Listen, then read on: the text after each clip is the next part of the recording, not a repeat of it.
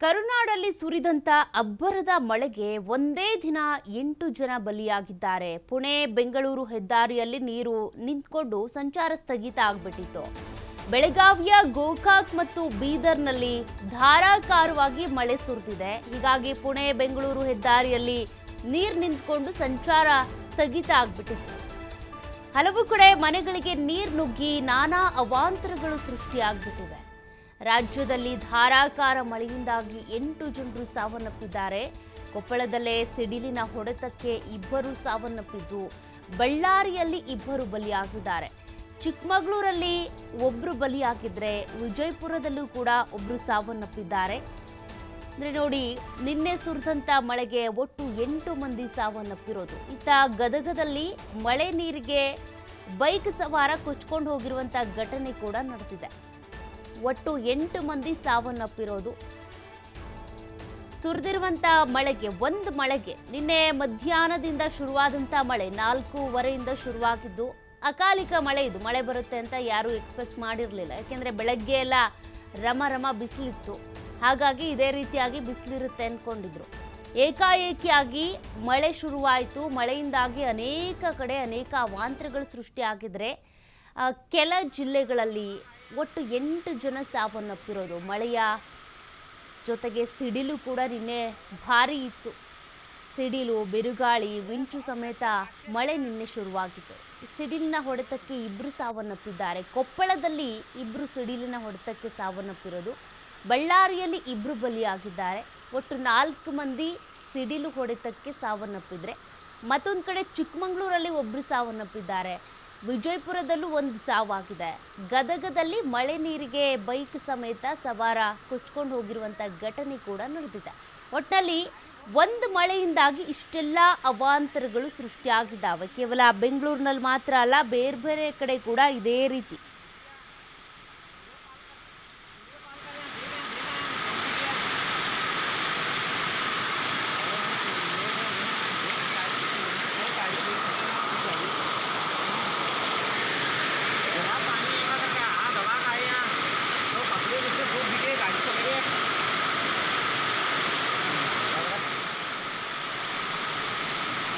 साहब कहते हैं 5 हैं।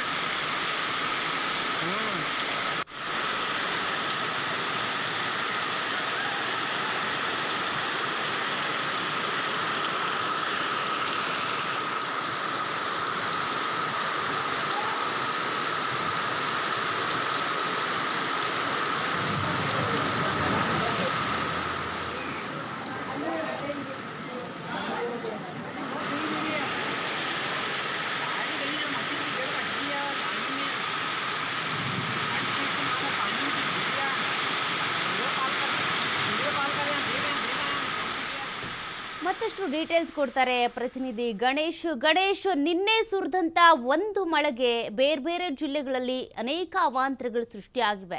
ಬೆಂಗಳೂರಿನಲ್ಲಿ ಮಳೆ ನೀರು ನಿಂತ್ಕೊಂಡು ವಾಹನ ಸವಾರರು ಪರದಾಡಿದ್ರೆ, ಮರಗಳು ಬಿದ್ದಿದ್ರೆ, ಮತ್ತೊಂದು ಕಡೆ ಬೇರೆ ಕೊಪ್ಪಳ ಇರ್ಬೋದು, ಚಿಕ್ಕಮಗಳೂರು, ಗದಗ, ಇಲ್ಲಿ ಒಟ್ಟು 8 ಸಾವಾಗಿರೋದು. ಇದೆಲ್ಲದ್ರ ಬಗ್ಗೆ ಡೀಟೇಲ್ಸ್ ಕೊಡೋದಾದ್ರೆ ಸೌಖ್ಯ. ಮುಖ್ಯವಾಗಿ ನಿನ್ನೆ ಧಾರಾಕಾರ ಮಳೆ ಆಗಿರುವಂತದ್ದು, ಅದು ಅನಿರೀಕ್ಷಿತ ಮಳೆ ಅಂತಾನೆ ಹೇಳ್ಬೋದು. ಕೇವಲ ಬೆಂಗಳೂರಿನಷ್ಟೇ ಅಲ್ಲದೆ ಬೇರೆ ಜಿಲ್ಲಾವಾರುಗಳಲ್ಲೂ ಕೂಡ ಈ ಒಂದು ಮಳೆ ಆಗಿರುವಂತದ್ದು. ಈಗಾಗಲೇ 8 ಮಂದಿ ಈ ವರ್ಣನ ಆರ್ಭಟಕ್ಕೆ ಬಲಿಯಾಗಿದ್ದಾರೆ ಅಂತ ಹೇಳಿದ್ರೆ ತಪ್ಪಾಗ್ಲಾರ್ದು. ಮುಖ್ಯವಾಗಿ ವಿಜಯಪುರದಲ್ಲಿ 1, ಹಾಗೇನೆ ಗದಗದಲ್ಲಿ, ಹೀಗೆ ಒಂದು 3-4 ಜಿಲ್ಲೆಗಳಲ್ಲಿ, ಕೊಪ್ಪಳ, ಹೀಗೆ 3-4 ಜಿಲ್ಲೆಗಳಲ್ಲಿ ಸಾವನ್ನಪ್ಪಾಗಿರುವಂತದ್ದು. ಆದ್ರೆ ಬೆಂಗಳೂರಿನಲ್ಲಿ ಯಾವುದೇ ರೀತಿಯ ಸಾವು ನೋವುಗಳಾಗಿಲ್ಲ. ಅದರ ಹೊರತಾಗಿ ಮುಖ್ಯವಾಗಿ 8 ವಲಯಗಳಂತ ಈಸ್ಟ್, ವೆಸ್ಟ್, ನಾರ್ತ್, ಸೌತ್ 8 ವಲಯಗಳೇನಿರ್ತವೆ. ಅದರಲ್ಲಿ 27ಕ್ಕೆ ಹೆಚ್ಚು ಮರ ಬಿತ್ತಿರುವಂತದ್ದು.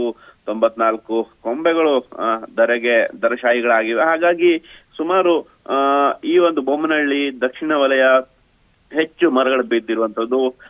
ನಿನ್ನೆ ಮುಖ್ಯವಾಗಿ ಸಂಜೆ ಹಾಗೂ ಮಧ್ಯರಾತ್ರಿ ಸಮಯದಲ್ಲಿ Majestic, Malleshwaram, Rajajinagar, Yeshwanthpur, race course ಹಾಗೂ ಆನಂದರಾವ್ ಸರ್ಕಲ್ನಲ್ಲಿ ಭಾರಿ ಗುಡುಗು ಸಹಿತ ಮಳೆ ಆಗಿದೆ. ಹಾಗಾಗಿ ಕೆಲವು ಕಡೆಗಳಲ್ಲಿ ಏನು ಜಲಾವೃತ ಆಗಿರುವಂತದ್ದು, ನೀರು ಮನೆಗಳಿಗೆ ನುಗ್ಗಿರುವಂತ ಪ್ರಕರಣಗಳು ಕಂಡು ಬಂದ್ರು ಕೂಡ ಈ ಜನಜೀವನ ಅಸ್ತವ್ಯಸ್ತ ಆಗುವಂತ ರೀತಿಯ ಮಟ್ಟದ ಹಾನಿಗಳೆಲ್ಲೂ ಕೂಡ ಈ ಕ್ಷಣದವರೆಗೆ ಪತ್ತೆ ಆಗಿಲ್ಲ. ಇನ್ನು ಬಿಬಿಎಂಪಿ ಕೂಡ ಇದ್ರ ಬಗ್ಗೆ ಎಚ್ಚೆತ್ಕೊಂಡಿರೋದು. ಬೆಳಗ್ಗೆನೆ ತನ್ನ ಕಾರ್ಯಚಟುವಟಿಕೆಗಳನ್ನು ಆರಂಭಿಸಿದೆ. ಎಲ್ಲೆಲ್ಲಿ ಮರಗಳು ಬಿದ್ದಿವೆ, ಕೊಂಬೆಗಳು ಬಿದ್ದಿವೆ, ಅದರಿಂದ ವಾಹನಗಳಿಗೆ ಏನ್ ಜಖಮ್ ಆಗಿರುತ್ತೆ ಅಥವಾ ಹಾನಿಗಳಾಗುತ್ತೆ ಅದೆಲ್ಲವನ್ನು ಕೂಡ ತೆರವುಗೊಳಿಸುವಂತ ಪ್ರಕ್ರಿಯೆ ಬಿಬಿಎಂಪಿ ಅರಣ್ಯ ವಿಭಾಗದ ಸಿಬ್ಬಂದಿಗಳಿಂದ ಆಗ್ತಾ ಇರುವಂತದ್ದು. ಇನ್ನು ಜಿಲ್ಲಾವಾರಗಳಲ್ಲೂ ಕೂಡ ಒಂದು ರೀತಿಯಲ್ಲಿ ಇದು ಅನಿರೀಕ್ಷಿತ ಮಳೆ ಆದಂತ ಹಿನ್ನೆಲೆಯಲ್ಲಿ ಏನು ಸಾವು ನೋವುಗಳಾಗಿವೆ ಅಲ್ಲೂ ಕೂಡ ಎಚ್ಚರಿಕೆ ಕ್ರಮಗಳನ್ನ ಕೈಗೊಳ್ಳಲಾಗ್ತಾ ಇದೆ. ಇನ್ನೇನು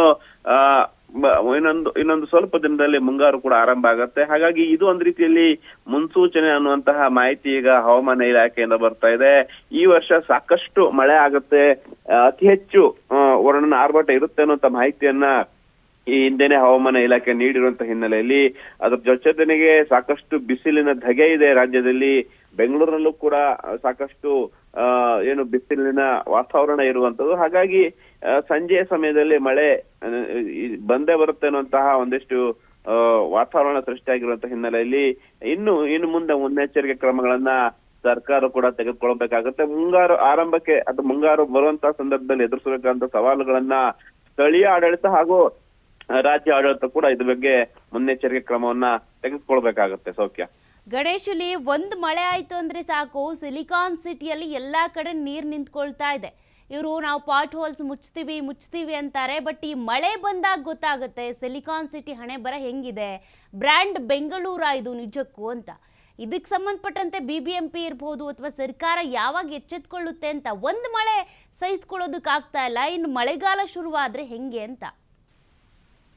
ಸೌಖ್ಯ, ಮುಖ್ಯವಾಗಿ ನಾವು ಬಿಬಿಎಂಪಿ ವ್ಯಾಪ್ತಿಗೆ ಬಂದ್ರೆ ಇನ್ನು ನಾಳೆಯಿಂದ ಬ್ರ್ಯಾಂಡ್ ಬೆಂಗಳೂರು ಪ್ರಕ್ರಿಯೆಗಳು ಬರುವಂತದ್ದು. ಅಂದ್ರೆ ಬ್ರ್ಯಾಂಡ್ ಬೆಂಗಳೂರು ಏನಿರ್ತದೆ ಅದು ಈಗಾಗಲೇ ಕಾರ್ಯರೂಪಕ್ಕೆ ಬರ್ತಾ ಇರುವಂತದ್ದು. ಆ ಹಿನ್ನೆಲೆಯಲ್ಲಿ ವಲಯ ವಾರಗಳಲ್ಲಿ ಬದಲಾವಣೆಗಳು ಕೂಡ ಆಗತ್ತೆ. ಈಗ 8 ವಲಯಗಳಿದ್ರೆ ಬಿಬಿಎಂಪಿಯನ್ನ 3 ಅಥವಾ 5 ಹೋಳ್ಗಳನ್ನಾಗಿ ಮಾಡ್ಲಿಕ್ಕೆ ಸರ್ಕಾರ ಈಗಾಗಲೇ ನಿಗದಿ ಮಾಡಿರುವಂತದ್ದು. ಅಂದ್ರೆ ಮುಖ್ಯವಾಗಿ ಕೆಲವೊಂದು ವಿಚಾರಗಳಂತಂದ್ರೆ ನಾವು ಇಲ್ಲಿ ಸೂಕ್ಷ್ಮವಾಗಿ ಅವಲೋಕನ ಮಾಡ್ಬೇಕಾಗುತ್ತೆ. ಬಿಬಿಎಂಪಿ ವ್ಯಾಪ್ತಿ 8,000ಕ್ಕಿಂತ ಹೆಚ್ಚು ಕಿಲೋಮೀಟರ್ ವ್ಯಾಪ್ತಿ ಇದೆ, 8 ವಲಯಗಳಿಗಿಂತನೂ ಜಾಸ್ತಿ ಇದೆ, ಮೋರ್ ದ್ಯಾನ್ 1 ಕೋಟಿಗಿಂತ ಹೆಚ್ಚು ಜನಸಂಖ್ಯೆ ಇರುವಂತದ್ದು. ಇದರ ವಿಸ್ತೀರ್ಣ ಕೂಡ ಜಾಸ್ತಿ ಇರುವಂತದ್ದು. ಆದ್ರೆ ಇಲ್ಲಿ ಸಮಸ್ಯೆ ಏನಾಗುತ್ತೆ ಅಂದ್ರೆ ರಾಜಕಾಲುವೆಯನ್ನ ಸರಿಯಾಗಿ ನಿರ್ವಹಣೆ ಮಾಡದೇ ಇರುವಂತದ್ದು, ಕಾಲುವೆಗಳಲ್ಲಿ ಹೂಳೆತ್ತುವಂತ ಕಾರ್ಯ ಆಗದೆ ಇರುವಂತದ್ದು, ಹಾಗೇನೆ ಗುಂಡಿಗಳ ವಿಪರೀತ ಅಂದ್ರೆ ಕಳಪೆ ಕಾಮಗಾರಿ, ರಸ್ತೆಗಳ ಅಗಲೀಕರಣ ಆಗಲಿ, ರಸ್ತೆಗಳ ನಿರ್ಮಾಣ ಆಗಲಿ ಅಥವಾ ರಸ್ತೆಗಳಿಗೆ ಡಾಂಬರ್ ಹಾಕುವಂತ ಪ್ರಕ್ರಿಯೆಯಲ್ಲಿ ಕಳಪೆ ಮಟ್ಟದ ಕಾಮಗಾರಿ ಮಾಡಿರುವಂತ ಹಿನ್ನೆಲೆಯಲ್ಲಿ ಜನರು ಪರದಾಡುವಂತದ್ದು, ಅದರಿಂದ ಏನು ರಸ್ತೆ ಗುಂಡಿಗಳು ಸೃಷ್ಟಿಯಾಗುವಂತ ಪ್ರಕ್ರಿಯೆ ಆಗ್ತಾ ಇದೆ. ಹಾಗಾಗಿ ಈ ತರದ ಅವಾಂತರಗಳು ಸೃಷ್ಟಿ ಆಗ್ಬೋದು. ಅದ್ರ ಹೊರತಾಗಿ ಏನಂದ್ರೆ ರಾಜಕಾಲುವೆ ಅಂತಂದ್ರೆ ನಗರದ ವಲಯಗಳ, ಪ್ರಮುಖವಾಗಿ ನಗರದ ಹೊರವಲಯಗಳಲ್ಲಿ ಸಾದು ಹೋಗುವಂತಹ ಕಾಲುವೆಗಳ ನಿರ್ಮಾಣದಲ್ಲಿ ಸಾಕಷ್ಟು ಏರುಪೇರಾಗಿದೆ.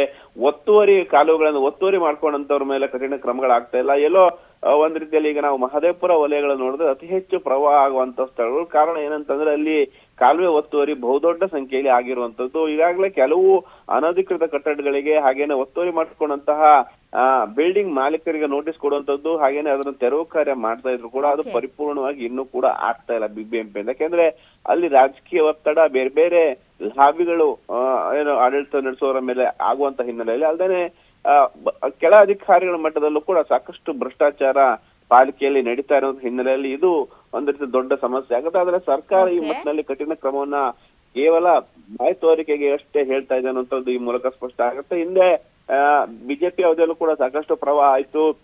ಅದಾದ ಬಳಿಕ ಸಿದ್ದರಾಮಯ್ಯನವರ ನೇತೃತ್ವದಲ್ಲಿ ಕಾಂಗ್ರೆಸ್ ಸರ್ಕಾರ ಅಧಿಕಾರಕ್ಕೆ ಬಂದ ಸಂದರ್ಭದಲ್ಲೂ ಕೂಡ ಮುಂಗಾರು ಆರಂಭಕ್ಕೂ ಮುಂಚೆ ಅಂತಂದ್ರೆ ಬೆಂಗಳೂರಿನಲ್ಲಿ ಮಳೆ ಏನಾಯಿತು, ಮಳೆ 1-2 ಗಂಟೆಗಳಾದ್ರೆ ಸಾಕು ಪ್ರಮುಖ ಪ್ರದೇಶಗಳು ಜಲಾವೃತಗೊಳ್ಳುತ್ತವೆ, ಎಲ್ಲವೂ ಕೂಡ ನೀರು ತುಂಬಿಕೊಂಡು ಪ್ರವಾಹ ಸೃಷ್ಟಿಯಾಗುತ್ತೆ. ಆದ್ರೆ ಅದಕ್ಕೆ ಕಠಿಣವಾದ ಕ್ರಮವನ್ನ ತೆಗೆದುಕೊಳ್ಳುವಲ್ಲಿ ಸರ್ಕಾರ ಅಥವಾ ಸಿದ್ದರಾಮಯ್ಯ ನೇತೃತ್ವ ಆಡಳಿತ ಇನ್ನೂ ಕೂಡ ವಿಫಲ ಆಗಿರುವಂತದ್ದು.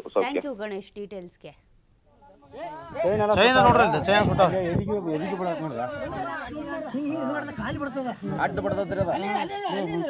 ನೋಡಲ್ಲ